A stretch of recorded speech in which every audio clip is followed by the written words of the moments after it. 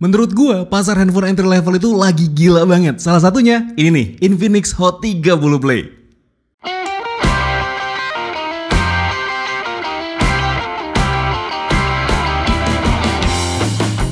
Radio Gadget, the one and only Gadget Radio, masih barengan sama gue Dimas, dan ini adalah Infinix Hot 30 Play. Handphone ini harganya cuma 1.299.000, tapi dia udah ngasih RAM 4GB, internal storage 64GB, udah pakai USB Type-C, dan lihat nih fingerprintnya udah ada di samping. Gak kayak beberapa handphone entry level lainnya yang naruhnya di bagian belakang. Handphone ini udah gue pakai selama kurang lebih 1 minggu, dan saatnya gue pengen ceritain pengalaman gue tentang handphone yang satu ini. So stay tune terus only on Gadget Radio. Kalau ngomongin handphone entry level di Indonesia tuh lagi banyak banget, khususnya dari grupnya Transsion Holdings, yang salah satunya yaitu Infinix Hot 30 Play. Gue juga udah sempat bahas seri Hot 30 lainnya kayak Infinix Hot 30i dan juga Hot 30 reguler, dan bahkan ke seri Infinix Note 30-nya. Dari segi harga, Infinix tuh emang kayaknya lagi nyari racikan yang pas buat bisa ngegait hati masyarakat Indonesia dengan ngeluarin banyak produk yang punya harga terjangkau tapi ngasih spesifikasi yang bikin ngiler. Infinix Hot 30 Play ini dibanderol dengan harga cuma 1.299.000 aja di toko official store-nya mereka. Tapi gue ngedapetin handphone ini lebih murah di 1.275.000 untuk varian warna hitam. Sedangkan untuk warna lainnya itu masih di harga yang sama. Gue nggak tahu sih kenapa dibedain gini harganya untuk setiap warnanya. Macam kayak mau beli motor atau beli mobil gitu, beda warna, beda harga juga. Tapi overall ini hitungannya masih cukup murah lah ya di harga segini. Sebelum kita lanjut pembahasannya, buat lo yang mau top up voucher game atau paket data dengan cepat dan harga yang murah, cobain deh belinya di belanja.id.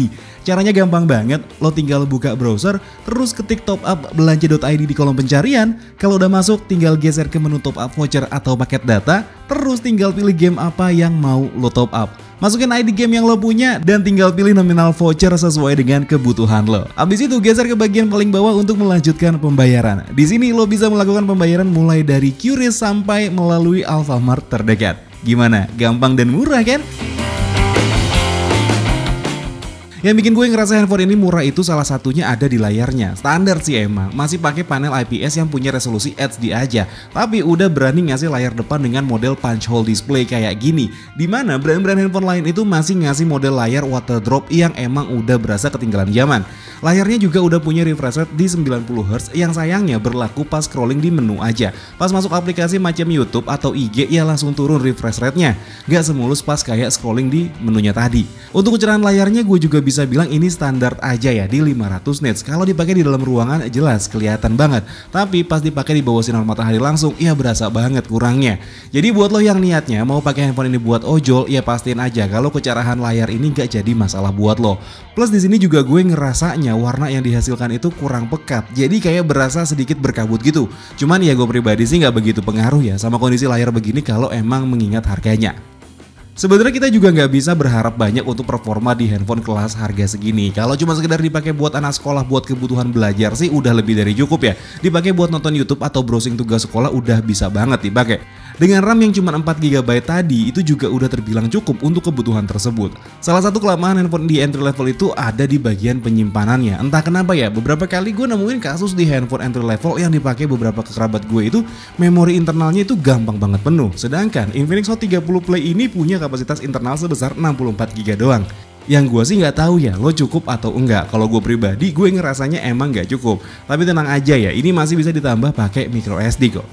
Sekarang kita cobain main game di handphone ini, dan game pertama yang gue mainin di handphone ini adalah Mobile Legends. Sejujurnya untuk main game di handphone ini menurut gue agak sedikit kurang cocok. Selain ya emang kita nggak bisa dapat kualitas grafis terbaik, tapi untuk pengalaman mainnya juga kurang enak. Gamenya sih berasa mulus dijalaninnya, tapi gue nemuin yang aneh pas kita controlling gamenya. Berasa pas kita push tombol virtualnya itu agak delay gamenya, nggak langsung action karakternya di dalam gamenya. Bukan nggak bisa dimainin, tapi ya jadi kurang maksimal aja. Padahal di sini gue juga udah matiin fitur RAM virtualnya yang bisa berpengaruh sama performa gamenya. Untuk game selanjutnya yang gue mainin di handphone ini adalah PUBG Mobile. Ini pun sama, untuk settingan grafisnya itu justru maksimal hampir mentok kiri. Yang bikin grafisnya itu jadi berasa kotak-kotak, nggak halus gitu. Untuk controllingnya, khususnya kalau lo aktifin gyro itu malah kemana-mana.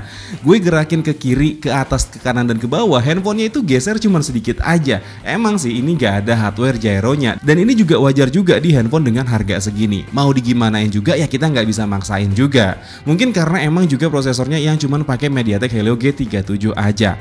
Kalau seandainya diganti pakai UniSoC T612 aja, mungkin bisa lebih enak sedikit. Ngomongin kamera di handphone yang harganya kurang dari 1,5 juta mungkin adalah salah satu hal yang agak tabu. Bukan karena hasil atau kualitasnya, tapi lebih ke gimmick yang dikasih. Tapi gue nemuin hal yang beda di Infinix Hot 30 Play ini karena emang mereka itu nggak ngasih gimmick yang macam-macam. Dual setup kamera menurut gue udah terasa wajar karena mengingat rata-rata handphone di harga segini pasti pengen cari perhatian dengan nunjukin bentukan frame kamera bulat-bulat ala iPhone. Tapi untuk resolusi yang dikasih tuh menurut gue jadi down to earth. Cukup di 16 megapiksel aja, nggak perlu gimmick 50 megapiksel lah, 64 megapiksel lah, begini aja udah cukup. Sedangkan untuk kamera keduanya cuman punya sensor QVGA yang udah nggak usah dipeduliin, cuman sebagai penghias aja menurut gue. Sedangkan untuk kamera depannya punya single selfie kamera yang masih ada LED flashnya. Resolusinya nggak begitu besar, cuman ada di 8 megapiksel aja. Untuk perekaman videonya, baik kamera depan dan kamera belakang bisa record di 1080p 30 fps. Dan di sini gue mau kasih sampel video ini tanpa gimbal dan dengan gimbal, biar lo juga bisa ngerasain perbedaannya. Dan berikut hasilnya.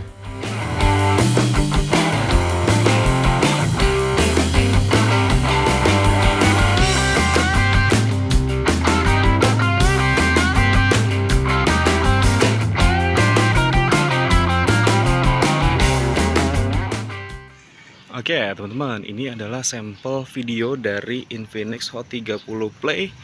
Tapi ini gue ngerekamnya nggak pakai gimbal, cuman jalan kaki dipegang pakai tangan aja. Ya seperti ini hasilnya. Sampel audionya juga seperti ini. Ini direkamnya di 1080p 30 fps.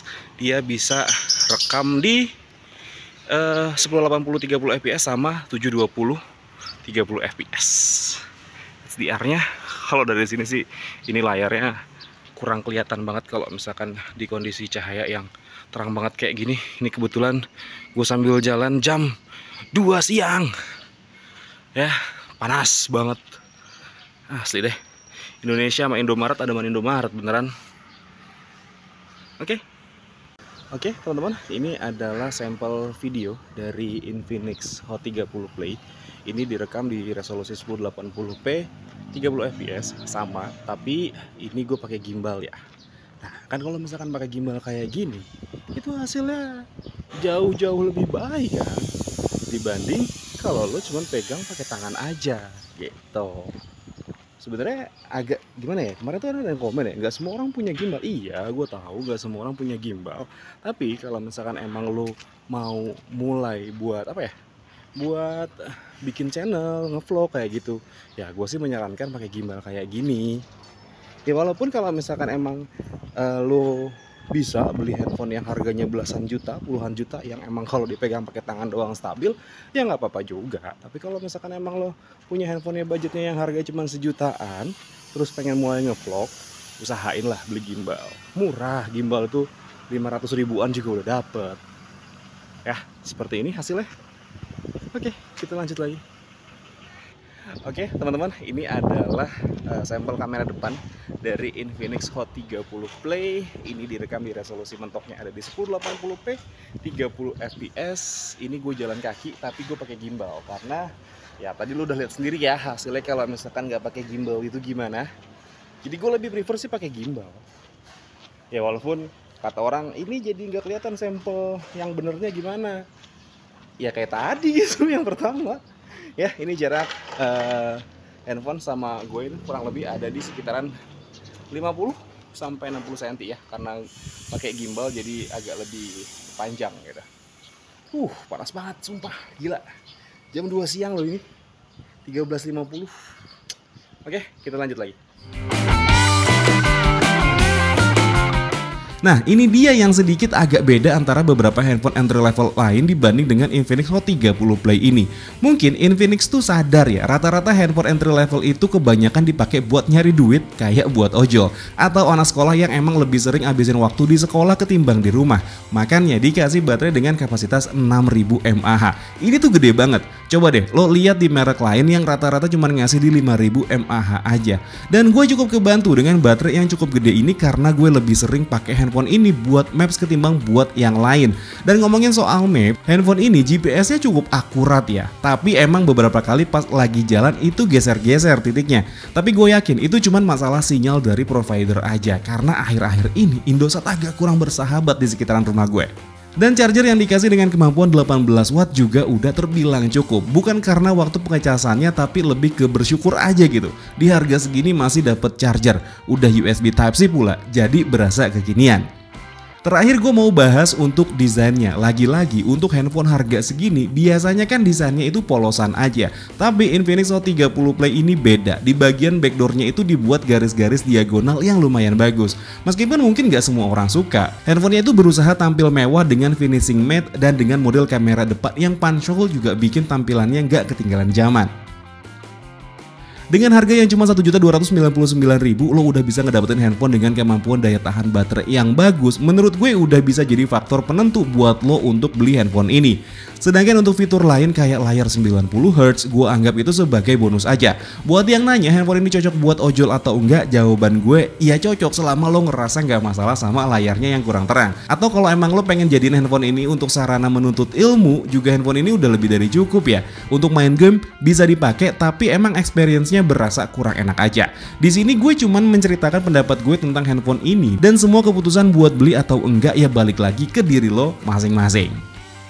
Nah itu dia tadi Infinix Hot 30 Play, handphone murah lagi dari Infinix yang bisa lo pertimbangin buat beli. Dan gue pengen ingetin lagi buat lo yang pengen top up voucher game ataupun juga pulsa, belinya di ibelanja.id.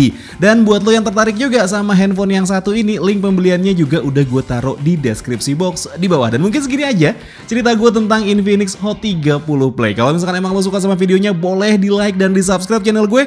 Tapi kalau misalkan emang gak suka, boleh di dislike aja. Akhir kata gue Dimas diri, sampai ketemu lagi di siaran-siaran berikutnya. Assalamualaikum warahmatullahi wabarakatuh. Dadah.